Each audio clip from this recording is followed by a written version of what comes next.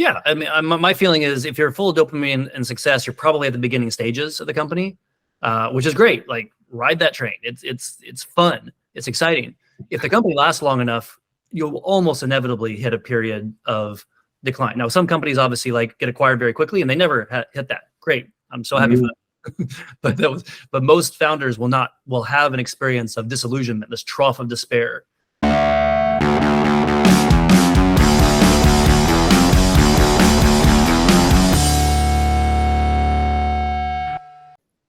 So welcome to Raw Wedding Podcast, brought to you by Studio Alpha.Capital, our accelerator for software startups. I'm your host, Fabian. The big problems in this world can only be solved by entrepreneurs like Brian Spears. It's great to have you with us, Brian. How are you doing today? I'm doing well, thank you. It's nice to see you again. I like your hairstyle. That's a new haircut. Yeah. People ask me what I'm doing now. I said I'm growing my hair. Yeah, and you become a hippie now. Yeah. Why this is the case, we're going to talk about this now. But first, give me some background. So, Brian, you, as the former founder and CEO of New Age Eats, you bring a wealth of knowledge and experience to our discussion. You're a chemical engineer by training and have a rich background in research and industrial automation. Before co-founding New Age Eats, you worked at National Instruments in Austin, Texas, and you also co-founded Sixclear, an engineering company that creates products to automate research labs and production environments for prestigious clients such as NASA, Cisco Systems, and GE Healthcare. Your expertise in data science and automation played a key role in giving New Age Eats its competitive edge. For those who might not know, New Age Eats is a cellular agriculture company based in San Francisco that made history in September 2018 by showcasing the first ever cell-based pork sausage. Yes, pork sausage. So you've always been on a mission to solve significant challenge in the industry, creating a production method for a healthy, ethical meat that's less expensive than traditional methods. You have been a pioneer in changing the landscape of biological engineering by creating automation hardware and utilizing data science to facilitate cost-effective meat production without animal slaughter. I understand you also have a vision for the future for cellular agriculture where there won't even be a need to extract cells from animals. Instead, the goal is to multiply and induce cells in large cultivators, allowing animals to live their own natural lives. You have my full respect for your courage. So now, can you tell us what inspired you to make the first cell-based pork sausage in the world? Sure. Yeah. You mentioned my previous company and career, and it was in research and industrial automation. And I was in the industry for 12 years and running that last company for 8 years. It was a smaller company. It was kind of like a boutique high-end engineering company. And we worked with a variety of clients, and we did some things that I was really proud to work on. But then at the same time, there were some things we worked on that were just, I didn't feel was making the world a better place. And I took a step back after several years there and started just asking questions like, is this what's on my tombstone? That I'm just kind of helping companies to do whatever they're wanting to do, put products into market. Really, it's just, I think we're just making better, faster, cheaper stuff, more stuff. And I began questioning whether that's what I want to help accelerate. So I eventually came to the conclusion that of the big problems facing humanity, I wasn't making them better. I was probably making them worse.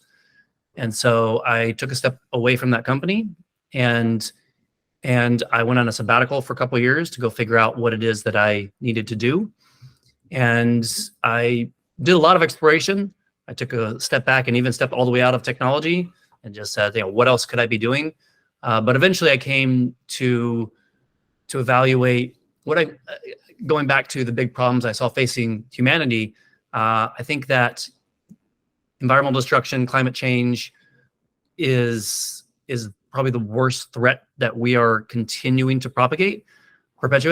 And so I said, well, okay, I definitely want to work on that. And I also think industrial animal agriculture is morally probably the worst thing we do right now as a species.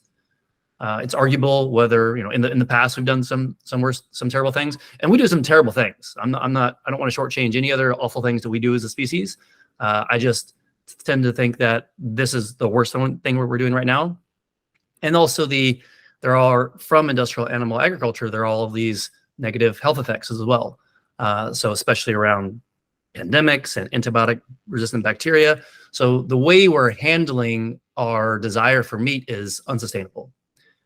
So it became really clear that this was a problem that was a huge problem to solve. And I saw that some of the approaches had a lot of promise, especially on the plant-based side. And there were some companies already working at this time, just a handful. This is like 2016, 2017. Some companies working on that, on cultivated meat or lab-grown meat, clean meat at the time we were calling it. And I just saw that there was so much white space. It's really just wherever you went, whatever you tried, there's pretty much nobody that had tried it before. And so we were just really excited to see, well, what new approach can we take to this nascent industry? So I have a lot to say about all that, but that's kind of the preamble. I'll let you ask. So talking about this vision, was it something? Was that an intellectual approach during this sabbatical, or there's a special experience in your life that you ended up doing this? Well, that's a great question. I think being a founder is always, in all cases, is really just a deeper reflection of who I am and who the founder is. So it's very worth asking, okay, what are the influences that I had over my life that caused me to choose this as a career path? And I think probably I will go back to, well, I'll reference, I did a lot of travel in the past 12 years, especially solo travel by myself, kind of like backpacking through various countries, and kind of lived and visited countries all over the world, and especially those that are developing. So I didn't just stick to the nice places. There's some nice places out there, but I also lived in developing countries. And over again, it became really obvious that the people in these locations in developing countries weren't, or rather, we'll say the people in developed countries, it wasn't that they were inherently better or smarter. It's really that they were on this, they had the momentum from their previous history, and they were kind of born into this place of prosperity, and they were able to continue along because of the culture that they had that was around them, that they were able to then internalize. And so I didn't see an inherent sense of fairness to the way that the distribution of resources or opportunity was spread among people around the world. I spent some time developing countries like with these people, and I'm like, they're just like me. They're not different. And so then when I took a step back and said, when I looked at the implications of, for instance, climate change, it's going to hit these countries worst of all, and these people worst of all, and they're not the ones actually causing the problem. And there's a sense of just frustration there, where I saw that, well, there's a sense of frustration because I recognized that of all the energy I was putting into my career and putting into what I thought making the world a better place, I wasn't actually solving what I thought were, again, the big problems. And I recognized that I could not solve this, I could address this. Mhm. As much as I saw there's this frustration there, I kept asking myself, well, what am I doing? What am I doing? I'm going to go home to the US and I'm just going to do what I was doing before.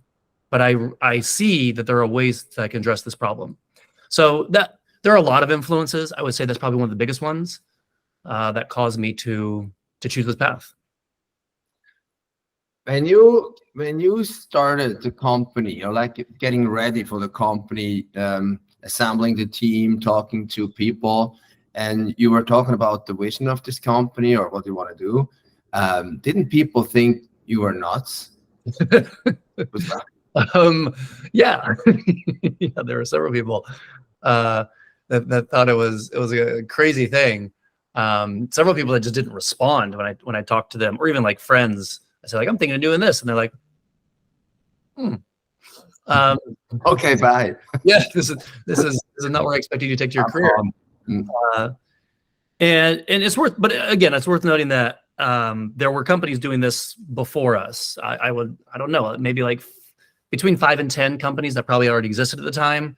You know, Memphis Meats and Mosa Meat and Super Meat and some others as well. So we were not by any stretch the first people to do this. We took a very deep dive as much as possible into the companies that were already doing this, talking to the founders, talking about like the people at Finless Foods and Wild Type, and some of the people that I got to know personally and really form a relationship with. And they were doing some incredible things. And I had a different perspective based on where I come from in this place of research and industrial automation, and also product development, and also being an engineer that had put products, or really assisted in helping companies to think at the fundamental stages of product development into market. How do you think about this, the features that you're going to study, and then how do you take it through a product life cycle into production? And so we just, as a result of my background, of course, my co-founder's background, and then being in the ecosystem, we just had a very different perspective, and we didn't see anybody taking the pathway that we thought was perhaps the most obvious. So that caused us to not work with the existing companies to start our own company. So yeah, so when you because that sounds very complicated, just in the sense of completeness, you guys produced real meat in an agriculture, in a cellular agriculture. This is not a meat substitute or plant-based meat. Okay, it's real meat. Okay, that's important. So to do that, setting up this laboratory, like this cutting-edge cellular agriculture, must have been a costly endeavor with all specialized equipment and instruments involved. Can you share how you navigated the process of securing the necessary funding for that? I can imagine that's not so easy. So these investors also kind of have to be nuts, or I'm wrong? Well, in the beginning, I will say that there was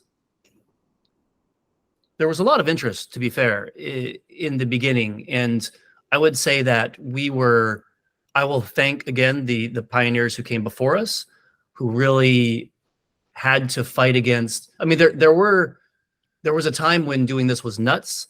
I think that at the time that we started, there was enough interest that it wasn't necessarily nuts. For most investors, yes, but then there were a few of them that saw this as a huge potential. And so luckily we were able to be directed to them. And I mean, IndieBio was the place that we received our first pre-seed funding from. Our first check was from IndieBio, which is SOSV is the money behind that, the venture fund behind that. And they were, of course, they had already incubated companies like Memphis Meats, now Upside Foods, and Finless Foods before that. So certainly we weren't the first. But we did have to prove to them that we had a different perspective. Otherwise, it's like, why don't you just go work at the other companies? And so we definitely had a differentiated approach that we thought was the most obvious approach to us. So we were able to convince them of that. And it was then that we kind of had our first experiments on what would be a product that kind of mimicked our, well, not mimicked, but actually emulated our perspective.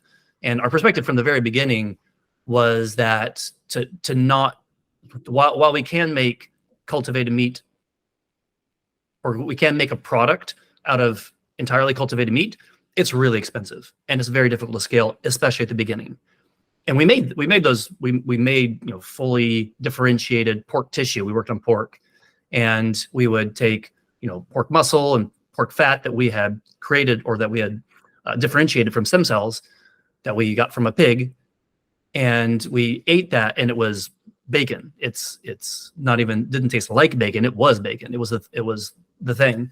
But again, making that is very expensive and difficult to scale. And so, how much? What would have been the price for the first pork sausage? What was the price for the sausage? Well, I used to talk about this in speaking engagements and to investors, and now I've forgotten the price. It's been so many years. It's in the thousands. It was in the like per sausage that we had, which is like a quarter pound. It was in the thousands of dollars per sausage. Okay. So it was very expensive. So yeah, our perspective from the beginning was, let's see if we can understand what the experience is of the sausage, and understand how to recreate that experience. Instead of saying cells are the experience, or the cells deliver the experience, let's just make a lot of cells and make them cheaply. Is say, no, what are the cells doing in there? What is the experience? And then you have to go quite a bit deeper into sensory science, and you get this incredible multidimensional problem with so many parameters. And so then a data science approach is kind of the most obvious to understand which biochemicals in the product or in meat, and in which proportions actually delivers the experience that you're looking for. And then to recreate that from not only cells, but also other ingredients as well, which are more scalable. So like on the plant-based side. So don't recreate or don't have the problems, or rather don't have plants solve the problems that cannot be solved by plants.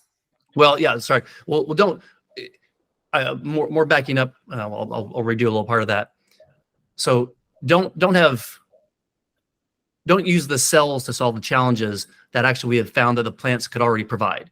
There are certain sensory experiences that the plants can provide pretty well. And if anyone's had a beyond or impossible product, they know that in some regards it does really well. In some regards it doesn't. And so in the places where it does well, use the plants. In places where it doesn't, use the cells. So that was, we kind of considered it to be a jigsaw puzzle. And so recreating that experience was our whole approach. Okay, so the first part was just to, first of all, get the finance to prove the concept. That is possible to create with cells in a artificial agriculture, a sausage with real meat. Okay. Yes. And you did so. Yes. Okay.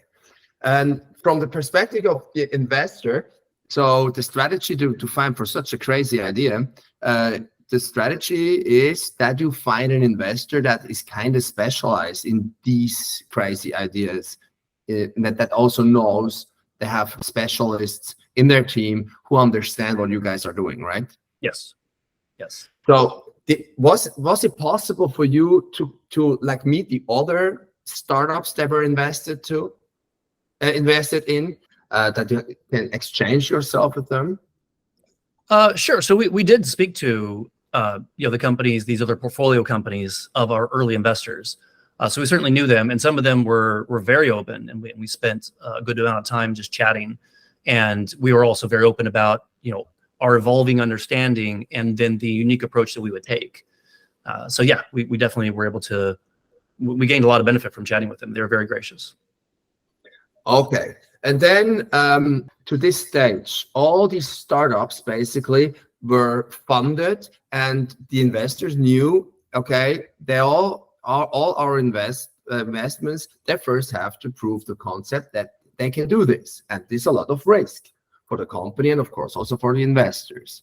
So, and did all these companies back then achieve the proof of concept, correct? Well, yeah, proof of concept would certainly vary. I mean, at that point, and I think it's probably still true today, that the proof of concept is trying the product. So can you make the product? Does it, and then people try it. Does it taste good? Do people see this as meat? And then how did you do it? Well, if you will, I mean, the cost is kind of, that's a whole tricky question, but how did you do it? And then what's your pathway to making this scalable and affordable? So exactly. So you then go into second stage where you have to prove that you can go into a mass production to lower the cost per sausage. Correct. Okay. So then you guys did so. Yes. And that was then basically the second financing round. Yeah, so we received our pre-seed funding in 2018, in June of 2018, and then we raised the Series Seed the next year, and then we raised a Series A in 2021, and so there were subsequent proof points that we wanted to show. So at each point, you're refining you're refining really the model that you have of how the cost and scale, what the cost and scale looks like when you come to market. And then not just when you go to market, but beyond that, how do you actually scale to achieve, if you will, this, or fulfill the anticipation of your valuation at any point. So at any point, people are going to, investors are going to invest in you with the idea that at some future point you have some valuation. So really, it's a matter of, okay, can you actually achieve that? What is the model, the financial model and the production model that actually anticipates that you will be able to have that valuation in the future? And so we saw that, our approach, and different companies take various approaches. We saw that meat it's a volume industry. People eat, most people, quite a few people eat meat for every meal. And so it's also relatively low margins. I mean, food is relatively low margins. It's not a high-end product. And the more high-end product it is, the lower volume it is. And from our perspective, the lower volume and the higher cost, then the less impact it would have. All about like, okay, why we do to the masses? Yeah, let's have an impact. Yeah. So our product was all about how do we use the least amount of cells to deliver most of the impact, the greatest amount of impact. And so our approach was, can we use less than 10% of the volume of the product, or rather the mass of the product would be the cells. And so we had formulations that were anywhere from 1% up to like 10%, and we tried them. And so, and of course, the cost model and the production model scaled with that amount. So yeah, we kept iterating that over time as we anticipated going to market. So I then also, in 21, I then also became a small investor in your company. Thank you. And, we met first time at the Worldwide Forum. You were a speaker. I was very impressed. Back then it was in the early stage. It was before proof of concept back then, I can remember. But I was very impressed by this vision. And I just saw, like many others, that if this works out, that really could change a lot of it could change the world and also solve a bunch of problems we have. Yeah, so there are a bunch of statistics on it, but so there are the direct emissions, greenhouse gas emissions, and then they're indirect as well. And the indirect would come from agriculture in general. So how much land is being used. So as much as half of the arable land that we have, usable land, we'll say, in the world is taken up by agriculture of all types, not just animal agriculture, but so much of agriculture and the crops that you grow go to animals. So it is a very inefficient system, and it's exacerbating and essentially you can think of this growing demand for meat means, because it's such a lossy conversion, it's an inefficient conversion, that more and more land, which can be used to sequester carbon and also hosts a variety of species of animals, is continuously cut down in order to be made into agricultural land. And as that continues, both from an increasing world population, but also an increasing appetite for meat among the existing world population, then this problem just keeps getting worse and worse and worse. And yeah, there's no way it gets better without a dramatic change in the type of product or the meat that we're making. And then also I visited once the facilities, and it was also very impressive. So it's just like the way you guys, build all these laboratories and the team, how they work. And that was really like high-end science to me. Okay. So that was a great experience when you showed me around. Yeah. But now, unfortunately, it didn't work out. Yeah, we shut down. Yes. Exactly. You guys shut down. And what are the reasons behind this shutdown? Yeah, that's a great question. So this could be many hours of conversation, but we'll start at the very top. So I'm the CEO, and I take responsibility for the company shutting down. The decisions that were made that led to that outcome, I had ultimate responsibility for, and I knew them all. And so I would say that taking a step back, this was always really difficult. It was always incredibly difficult to take. What surprise! What surprise! Yes, it's such a huge bet. It's a huge bet. Yes, and that's part of the game. No risk, no fun, right? Like that was clear to all of us, right? Right, exactly. And the most challenging part is you're taking this very expensive technology, and you're borrowing this very expensive technology from applications of human health. And so that means the bioreactors, the media components, as in like what the cells eat, also the scientists, the facilities, and there's an opportunity cost for all of that. And the opportunity cost for all of that is making a product that sells for thousands of dollars an ounce or gram, thousands of dollars, per small unit, per gram, and instead using that to make a product which sells for a few cents or dollars per gram. And so that change in mindset just takes a long time. Not even mindset, just like tools and infrastructure and ingredients. It just takes a while. So we were more or less on the leading edge of that. Of course, there were companies before us, but in the first cohort, if you will, of companies taking that approach. And so while we were able to reduce the price significantly from the time that we started, there was frankly still a ways to go. And there was then a change in capital markets. So in the beginning, there was, we were fortunate to be part of a bull market where investors could invest in their less risky bets and their more risky bets. And from everything I just described, we were a riskier bet. Our industry was a riskier bet. Again, using expensive technologies to make a commodity product is always a risky bet. So we were fortunate to be able to have that capital in the beginning as we grew. And then as the capital markets changed, which would be, 2021, 2022, then they scrutinized every investment with much more rigorously. And so in some cases, it became too risky.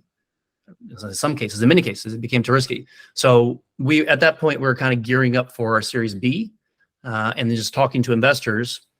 And while we had support from some of our existing investors, new investors, we just didn't see the support for the type of trajectory that we were on, which meant that we would have to have a significant decrease in expenditures and team, and then did we have even enough support for that? Because now you say if you have that decrease in trajectory, that means you're going to market even further out at a lower volume, possibly a higher cost. And so then the investors that were earlier interested were like, oh no, I thought you were going to be in market next year. Well, this means with this new reorganization, if you will, you're not going to be in market at the time you said, and the volumes will be lower. So now we're out.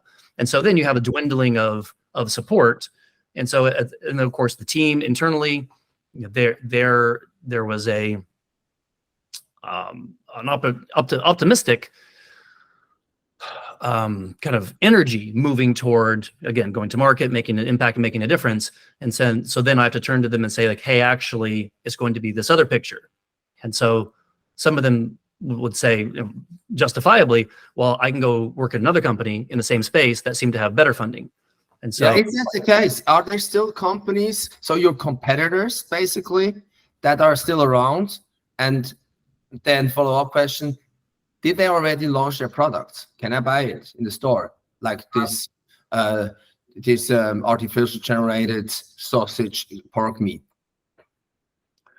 so still no, except in Singapore. So you can purchase cultivated meat in Singapore. There's a company that's Just, or Good Meat. The division of Just has been selling that for a few years now. But they're pretty open about saying the unit economics there are pretty poor. They sell it at a loss. And so no, short answer is, to my knowledge, there's not a place that you can go and purchase the meat at this point. So to just switch over to the investor's perspective, to better understand for founders, because how important this is to understand how the investors think and what their perspectives are. Basically, this big bet in this industry to generate the self-made meat, yeah, that didn't work out well at all. For the investors? Yes, also as an industry, for all the startups.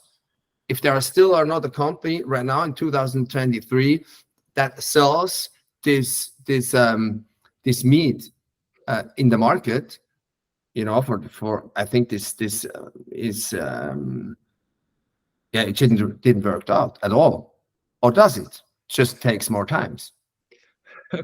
Right. So it's a great question, and something that I've thought about quite a bit. So it works out in that at the early stages, when we were getting started and speaking to other companies, we would talk about our techno-economic model. So the techno-economic model is really just how much does it cost to make the product now, and at what volume, and then how does that change over time. And that, of course, that change over time is your anticipation of what will change over time. And then what are the unlocks? What are the things that you need to achieve in order to make that price go down? And so we as well as several other companies, in the very beginning, we made our best assessment on a industry or on a technology that just didn't exist. And so it's very difficult to say, it's very difficult to make these models. But we did, and really it's a continuing iteration of understanding. So at each stage we would reiterate and say, okay, looks like dropping the media concentrate, or the cost of these growth factors is actually on track, but we're not able to get a cell density as high as we want, or we're not able to, the bioreactor technology doesn't seem to be as keeping pace with what we thought would be, what we were anticipating.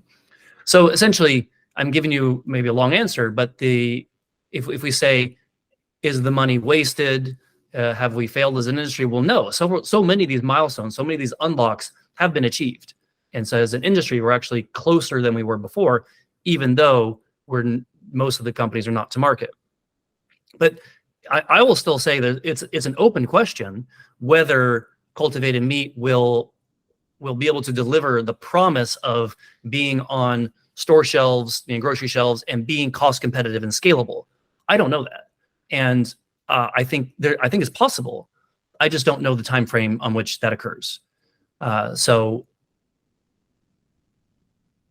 I'll also caveat all this by saying I'm not in the labs of the other companies. I'm not in their boardrooms, and I don't have their pitch decks, so I don't know. They may have been able to achieve things. I know several of them achieved things that we didn't because they were focused on different things than we were. But I don't know how it all comes together for them. I don't have that picture. So it's a difficult question to ask. But what approach? You were talking about this different approach. So your differentiator to your competitors.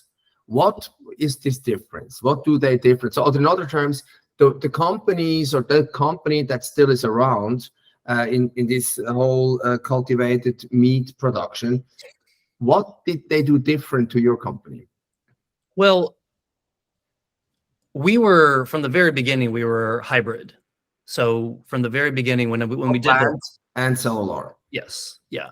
So, and like I said, we internally cooked up the product, like the pure product, if you will, the 100% cultivated meat, and we ate that. It's great. Of course, as I said, not scalable, not affordable on any time frame that for us made sense. So our first pork sausage tasting in September 2018, that was a pork sausage of 90% plant-based ingredients and 10% cells, 10% of the cultivated meat. And the response was fantastic. The people that tried it said that it was like, wow, I can't tell a difference. This is great. And we knew we were on the right pathway. That again, you don't need to use these cells for the full product. Mm-hmm. So I'm not certainly. I would say that we were very open about that from the very beginning, and we also were very open about the fact that this is I'm answering your question on the unique perspective. So several companies at that time and still, they make a fully cultivated meat product. So they don't hybridize the product, or they don't blend it with anything else. They're still around. These companies are still around. Yeah. Okay. Yeah. Okay. So is this probably the reason why you dropped out? Because you had this mix between plant and cellular? No. I think because there are other companies that are still going that are very specifically hybrid as well. Mm-hmm. And there are companies that take both approaches. They have products which they anticipate to be fully cultivated and products that are hybrid. So by no means was that, did that kill us? I can go to specifics in our company. It's a matter of how well we've done as far as our milestones, how close we are to market, but also our supporters, our investors. So do they believe in us? And what is their availability of capital? What does their portfolio look like? And then so many of them at certain, when you get to certain stages, there are, you're locked up in pro rata and board seats, and you're kind of invested in the investors. So you and the investors are kind of working together. And so that means that it's kind of like a team, and you've locked out other sources of capital, other types of investors. And so then in a lot of cases, your success depends on your existing investors' ability to keep funding you. And I'm not to say that we couldn't bring on other investors, which we certainly tried to do, but really it's investors' appetite, our existing investors' appetite, to say, like, where do we anticipate that you should be, in quotes, versus where you are. So if we had another set of investors that said, like, actually, we think you've done well, and we're bullish on the long-term horizon, and we have more liquidity, then we can keep putting money into that, into the venture. So we had our timeline laid out for when we would go to market, our regulatory timeline, and essentially our existing investors, they have opportunity cost, and they have their own investments and their own strategy, right? So in essence, it didn't align, and we were not able to attract outside investors. Okay, so there is not just a single reason, like it's always, or very seldom it's a single reason in life. Yeah. It's about a whole set of things that have to fit together. There must be a match, and in the end, it's a team. Yes. You as an entrepreneur, as founder team, the further away you get, like Series A, Series B, the more you also kind of locked in this team, right? Mm-hmm. Right. And then over time, it turns out, is this a good team, or is it a mediocre team? And then things happen. It's getting complex. It's very hard, in other terms. You today, in the retrospect, to see, this was the reason why we failed. That's not possible, correct? That's not that easy. It's not easy to say like there's one or two reasons why we failed. It's everything is in this massive context, because you're dealing with so many stakeholders, so many people, and so many inputs to the system and then so many of those are quote unquote within your control, and then so many more are outside your control as well. So again, I mean, if there were, everything we ran was a series of experiments because it hadn't been done before. There was no blueprint to go take cultivated meat to market. Nobody had done it. So everything was an experiment. Some experiments failed, some experiments succeeded, in quotes. Really just keep learning. Okay. Yeah. So, and of course, especially in bio, all these experiments take time and money. So if I knew beforehand the experiments that worked and didn't, well, then of course I would have done those. Of course, I wouldn't need to have done the experiment. But at some point, we kept running experiments, and we ran out of time and money, and weren't able to attract more experiments or more capital to make more experiments. But I guess let me pause for a second.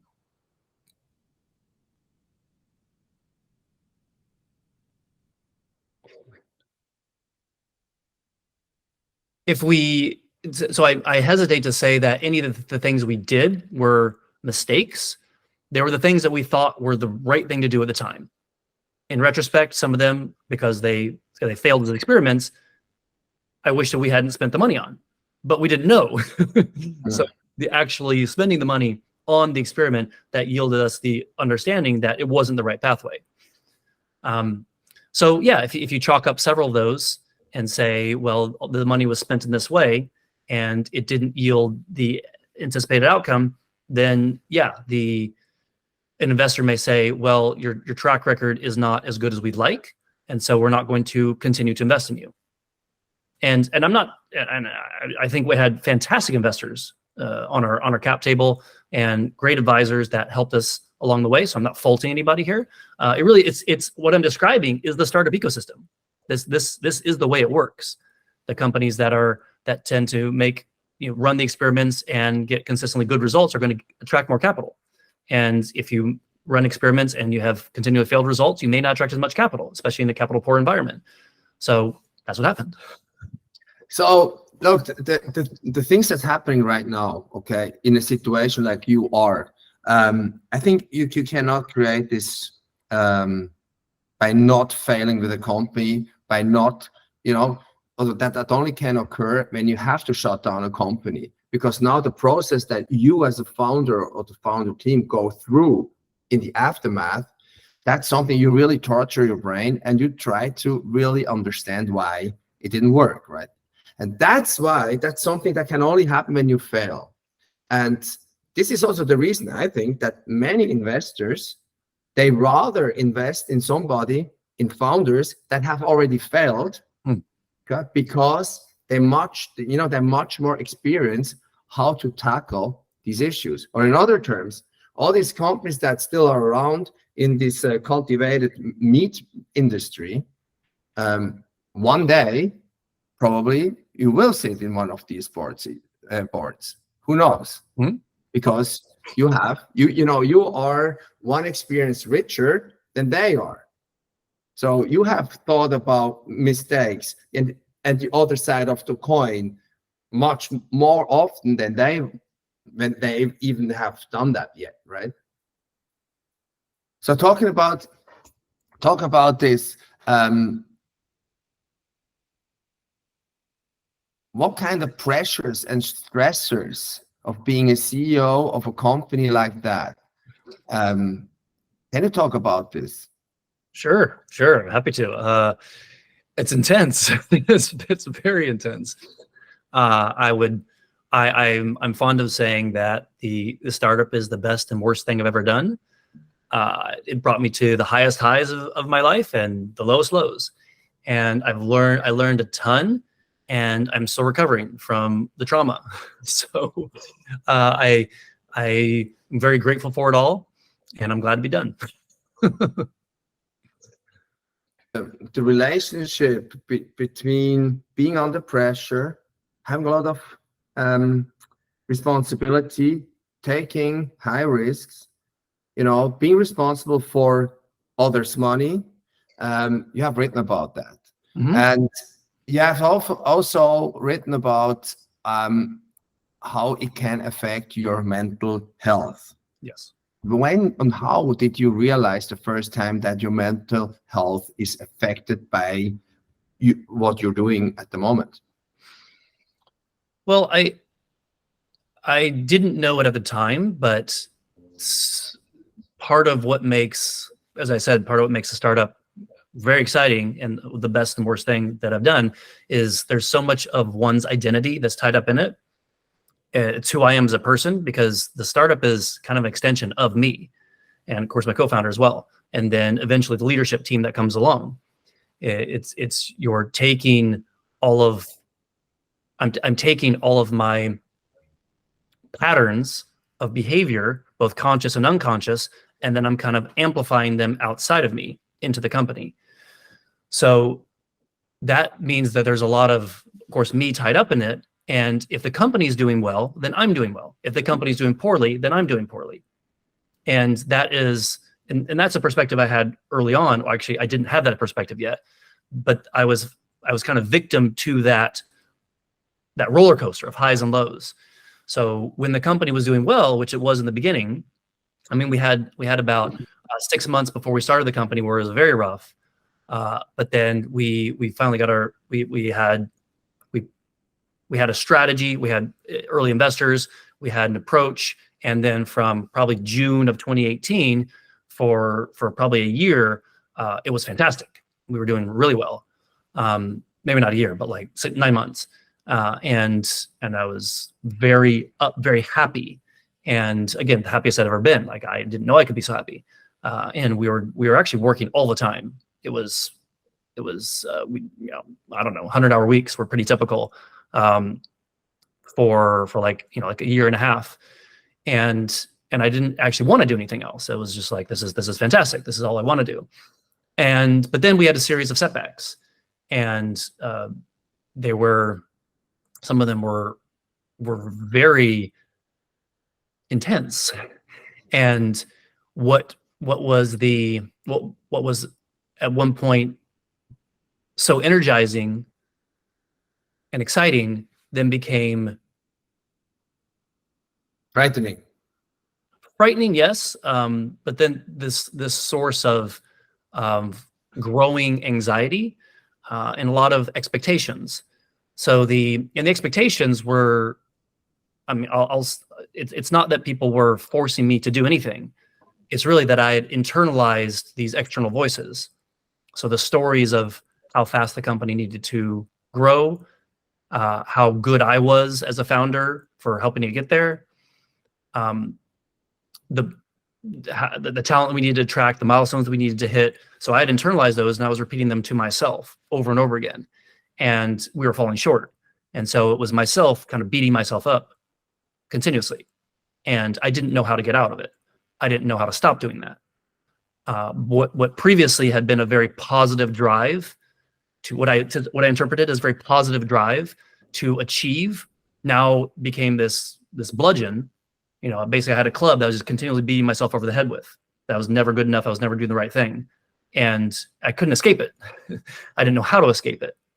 The founders that are listening to this podcast, what you're saying, there are tough times for founders, and also probably are in a similar situation at the moment to find new investors. It's a spiral. It's a negative feedback spiral, okay? That gets worse, more worse, okay? So how did you manage to get out of that?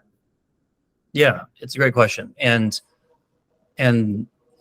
the unfortunate thing is I know founders right now who are in that situation. And so I'd say the number one thing is to talk about it, is to acknowledge that it's happening. And acknowledge that's happening first to yourself, because I didn't acknowledge it to myself for the longest time, and then talk to other people about it.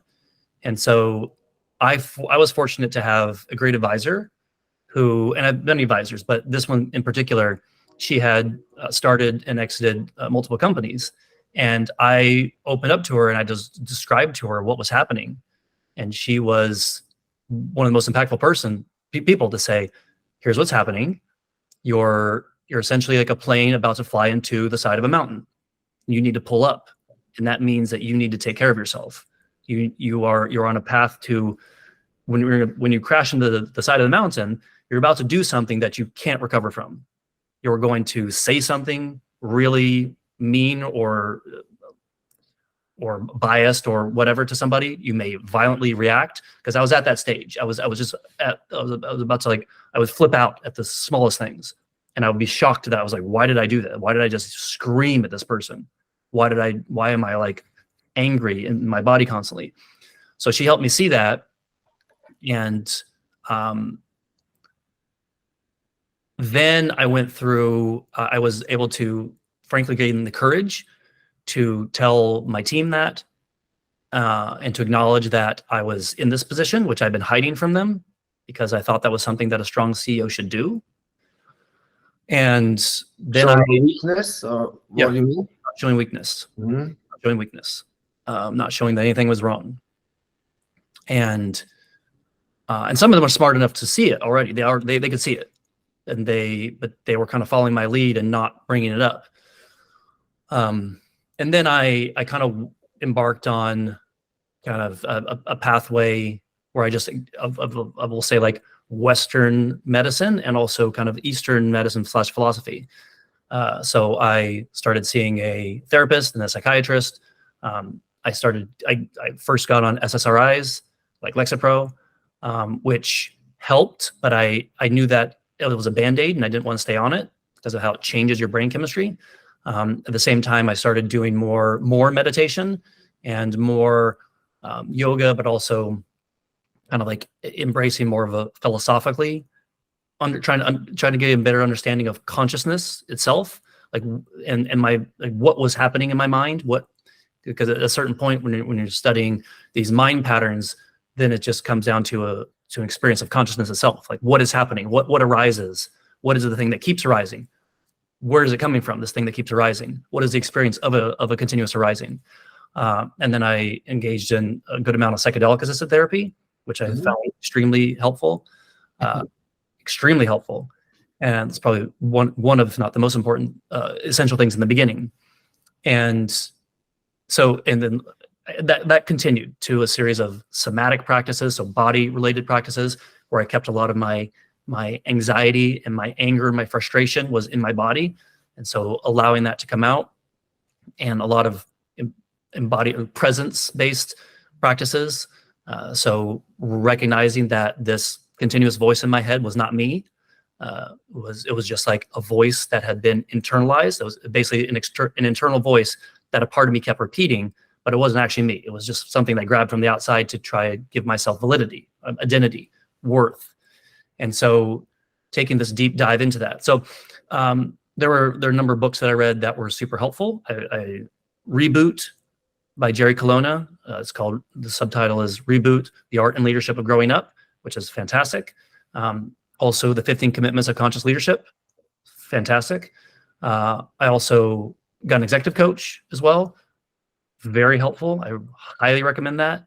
And so this is not just for founders, but I'm also speaking to investors. This is a very worthwhile expenditure of money, is to not just to prevent the burnout, because if you do burn out and you get in those stages, it takes a long time to recover.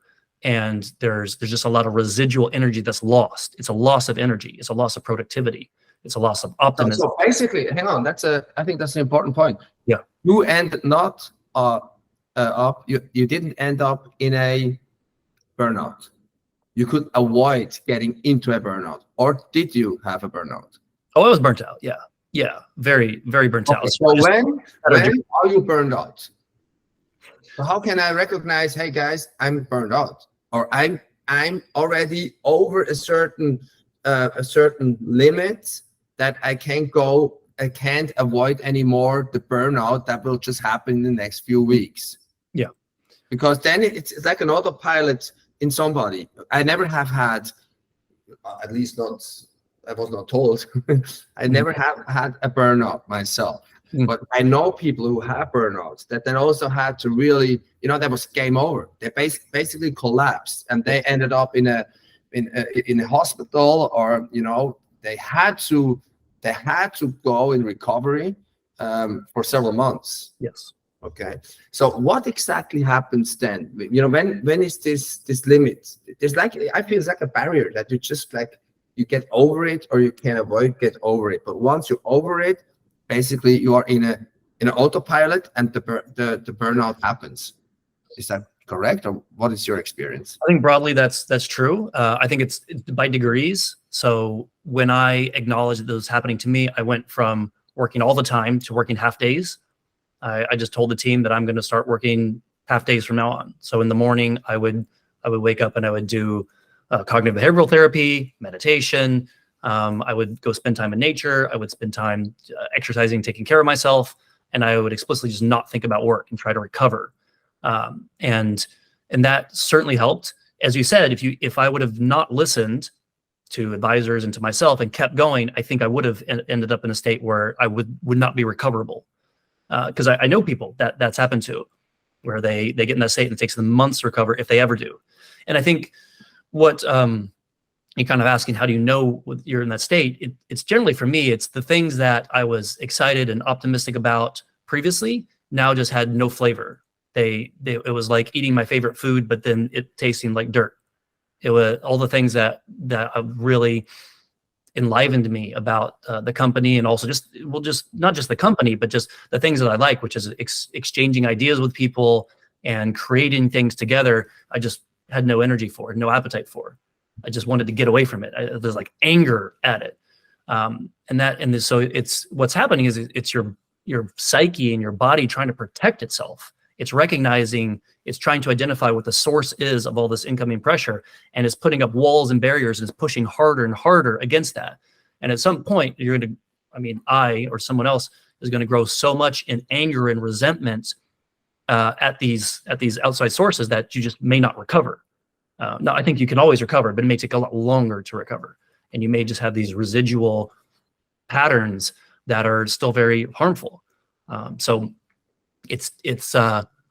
I still have residual patterns from that time period, deep in my psyche, my body, very fear-based, very anger-based, at what I went through. Okay, so yeah, so I don't know. Basically, I didn't did any research on like the medical point of view, other analysis of burnout. But I think depression is definitely just one part of it. Mm-hmm. And yeah, there are depressions which are like in your DNA, and there are depressions that cause from the outside, right? Yeah, I'm not a psychiatrist or a psychologist. I've certainly done enough. I've done a lot of research to help me and people around me. So my understanding is roughly, yes, what you're saying. Yeah. Okay. So, but in the end,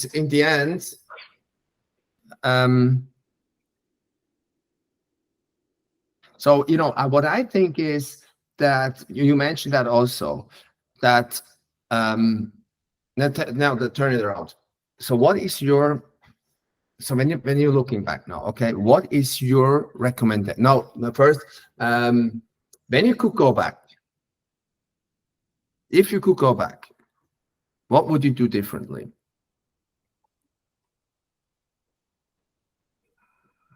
So I think I would have gotten a coach earlier, and one that is not just, and coaches come in various flavors. It's not just one that is on the tools and tips and tactics of how to be a CEO and how to be who do you raise from, how do I make a pitch deck, things like that. But the experience that will talk to you about what you are experiencing and what it feels like to experience that. And that's bordering between a coach and possibly a therapist as well. So too late, I started seeing both of those, but too late. Mm-hmm. And it was luckily, like I said, one of my advisors that pointed this out to me. So I would have done that earlier. And And that would have, I think, helped me acknowledge to myself what was happening, which I denied for a while. I just didn't want to see what was happening. But it was also, I had actually stopped telling my friends and family how bad it was for me, because I knew that they would tell me to quit because they cared about me. They would, and so I would just stop telling them. And so that's a sign. When you're afraid to tell the people that care about you how bad you're feeling, because they'll tell you to stop doing the thing which is causing you to feel bad. So there's something to take a look at there. So I would have definitely done all of that earlier, and acknowledge. And really, I think the thing to acknowledge at the outset is one, that the company that you want, for so many of us, we have an idea of what the company is going to deliver, not just to ourselves but to the world. And I mean, it's almost a trope to say you want to make the world a better place. And so what you don't want to do, and what I see unfortunately a lot of companies do, is they don't deal, the founders, the leadership does not deal with their own internal turmoil, their own shadow components, and instead they push them out into the company, like to other people. So like they don't deal with themselves, this internalized trauma, and then they push the trauma out. And that happens then, that goes into the company and the people in the company. It goes into the products and services that they offer. It goes into the larger ecosystem. It goes into the consumer, the consumers and the customers. So if you want to make the world a more beautiful, a better place, you're actually doing the opposite, because you're outsourcing, you're pushing out all this anger and anxiety and trauma into outside of you, instead of holding it and taking care of it yourself and learning from that and letting go of that. And so I think it's extremely counterproductive to not acknowledge that. And fortunately, we can see that companies do that. We can see big companies where the leadership still has a lot of their own unconscious shadow that they haven't dealt with, and they push that into the culture of the company. And so I visited people in these other companies where the culture is just, it's backbiting, it's highly competitive, it's mean, it's petty, and that's almost always coming from leadership. Yeah, so I also think that, what you're saying to me, that everything makes sense. It has some things that probably for everybody in this situation is like similar, but the one part is personal, right? So there are people, they like to read a book. There are people, they cannot sit still for like 2 hours, and so on. So in the end, as you also mentioned, you really have to listen to yourself. You need the time to realize what is going on inside of you, okay? And to better understand how things that happen in the business or private affect what's going on inside of you, right? The founder mental health pledge is ideally opens the conversation, and kind of hits on what we're talking about here. Is it's okay to talk about this. This is not, we want to remove the stigma of mental health in founders, both from the founder side and also the investor side and the broader community as well. And I've experienced this coming forward and talking about it. Most people are really grateful that we're talking about it. They're very open to it, but I'm also seeing some shaming. So some people have said essentially that,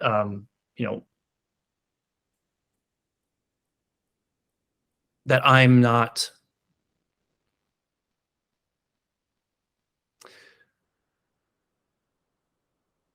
I want to be accurate here. There's been some shaming as well, and basically shaming of founders talking about this, because some of what's been said is they're kind of crying, they're complaining, and popular perception, at least, is that the founder class is a very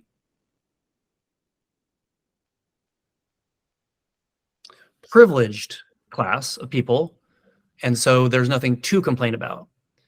And while there may be some truth to that, I think we still want to go back to, whether we're founders, investors, or the broader society, acknowledge that if successful, these founders and the companies they create will influence culture. Like the business and technology leaders are kind of unelected leaders. We have a quasi democracy where we elect some people to government office, and we don't elect the people that run technology companies, but they actually influence our culture possibly more through the apps they create, through the culture they create as well. And so what we should hope, and what we've talked about here is the culture of the companies is really just an extension of the founder's internal culture, both the conscious and the unconscious. And the stress of a startup and a company will force the unconscious part to come out. There's like a certain amount of ability that most of us have to keep at bay the things that we don't like about ourselves and be polite in conversation. But when you're working all the time in very stressful situations, that tends to come out. And so again, if like a startup is kind of like this endurance race, often you're operating at the threshold of your pain. And so it's perhaps unwisely beyond that threshold, which means these unconscious parts come out. And as I said, once they come out and you start not dealing with your own trauma, but pushing it out, it goes into the company, into the products, into the wider ecosystem, into the culture of our society.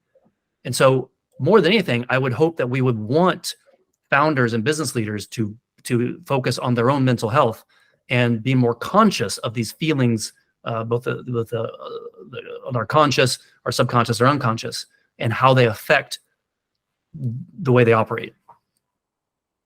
So is this your final thoughts or advice to other founders? Or what like just in a nutshell, what is your final advice or thoughts that you want to share with other founders? Talk about mental health. Be open about mental health. It is not a shame. It is not let's remove the stigma. Let's remove the stigma. And the way we remove the stigma is to talk about it. And talk about talk about it if it exists, to the extent it exists, and how we're addressing it in a healthy way. And that's on the founder side, and also for investors to recognize that as well, because so much of the pressure for a startup comes from the investors.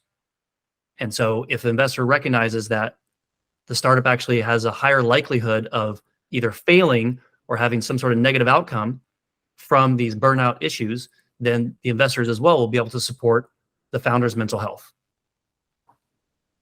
Right. Thank you very much for this candid conversation.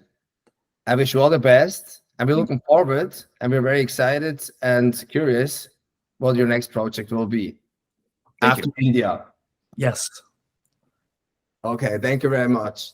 Great. That was fun. Yeah. To all the listeners, please share your comments, like this episode, subscribe to our YouTube channel. Until next time, this is Fabian. This was Brian signing off. Bye. Thanks. Bye.